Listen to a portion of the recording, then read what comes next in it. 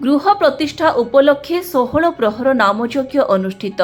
कलाहांडी जिला कोकसरा block काउडोला grammar Rajinikanth सराबू धर्मपत्नी पांचाली सराबूंको गृह प्रतिष्ठा उपलक्षे बुधवार दिन काउडोला ग्रामर शताधिक महिला कलश यात्रा सामिल होई कलश यात्रा करिथिबा देखिबाकु मिलिथिला।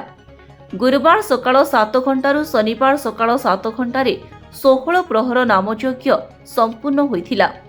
दही हांडी धरी भक्तमानंक सह काउडोला ग्राम परिक्रमा करी दही हांडी भग्न करा जाइथिला।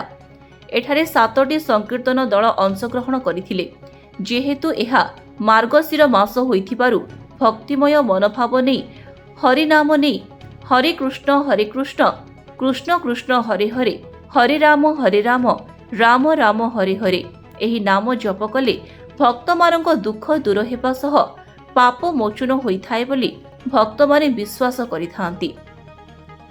हरिनाम श्रवण करिबा पई अंचलर शताधिक भक्त हरिनाम सुनिबा पई योगदान करिथिले एवं समस्त भक्तंक पई आनंद बजार रे अन्न छत्रर व्यवस्था मध्य करा जाइथिला। कलाहांडी जिल्लारू त्रिनाथ बेसरांक रिपोर्ट स्वास्तिक न्यूज। मानसिंहपुर ग्रामरे पक्षी सुरक्षा सचेतनता कार्यक्रम अनुष्ठित। चिलिका आर्द्रभूमि संरक्षण समिति पक्षरु पक्षी सुरक्षा कार्यक्रम अनुष्ठित होई जायछि। सोरण ग्रामरे दिनकु दिन पक्षीक शिकार होउथिबा नै आज मानसिंहपुर ग्रामरे आर्द्रभूमि संरक्षण समिति पक्षरु 100 रु ऊर्ध्व व्यक्तिंकु नै पक्षी सुरक्षा कड़ाकड़ी रोकिबा पई शपथ पाठ करा जायथिला।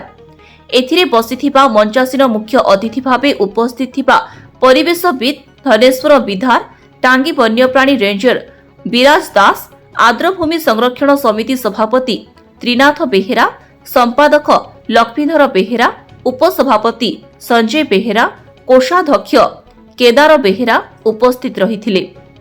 सोरण और मानसिंहपुर ग्रामरे विदेशागत पक्षीक सुरक्षा पई आज समस्त आर्द्रभूमि संरक्षण समिति पक्षरु 100 रु ऊर्ध्व व्यक्ति माने सामिल होइछन्ति।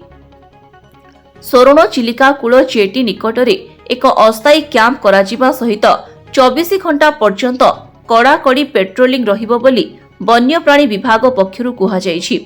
एथिरे सामिल होई अनेक सहयोग करिवे बोली सभापति त्रिनाथ बेहेरा कहिसंती। तेबे आगामी दिन रे किछि मुष्टिमेय व्यक्ति चिलिका पक्षी को मारी मांस खाउथिबा बेले खूब शीघ्र मुष्टिमेय व्यक्ति को धराजिबो और कड़ाकड़ी सुरक्षा जारी रहिबो। खोर्धा चिलिकारु सूर्यकांत साहुंको रिपोर्ट स्वास्तिक न्यूज।